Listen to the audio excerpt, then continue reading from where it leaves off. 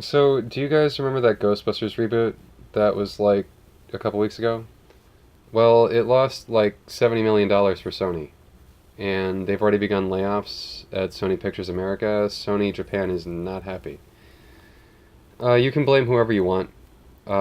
Personally, I blame the filmmakers because I don't blame people for not wanting to see something. I blame people for not making something they want to see. It doesn't have to do with the female cast. It has to do with, I think, shitty reboots and remakes in general, especially of beloved properties. My last reboot that I'll be seeing in theaters was Terminator Genesis. And that was because I loved Terminator 2, and God help me, I tried to replicate that experience in a theater with Genesis. Like, oh man. So I'm happy to report that Paul Feig is out of the reboot business. I'm sure you've seen that elsewhere. Um, yeah, so we'll see where these animated Ghostbusters spin-offs are going, because apparently that's what Sony wants to do with the franchise now. And those animated spin-offs will likely be produced by Ivan Reitman's Ghost Corps, and he produced, the original Ghostbusters and is very emotionally and financially invested in it and cares about it. So those will most likely turn out way better than this did. Nah, my own 2 cents on it is just I think a lot of people really force themselves to like this thing, and that's annoying.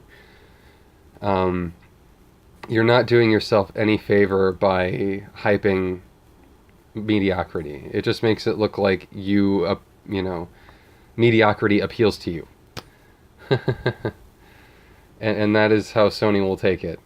And it's not unlike how Warner Brothers is going to take the success of Suicide Squad. They're like, oh, you want a big jumbled mess that the Joker's in for 10 minutes and we smear a bunch of pop songs on it? Well, you wanted it $135 million worth, so here's another one.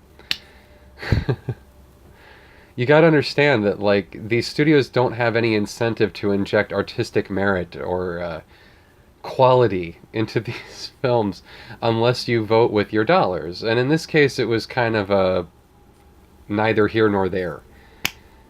$45 million is weak, but it's not a bomb. And that's why I like to differentiate it and call it a flop instead of a bomb. If we could have a tier above bomb. Yeah, it's a disappointment. And for me, on a personal level, I'm one of those people that I like the original films, and I like the cartoon, and I didn't really like the sequel, and a third one was just kind of like, whatever. And when I found out that it was going to have cameos from the original actors, I got a little excited, and then I found out it wasn't going to be in character. I'm like, why would they do that?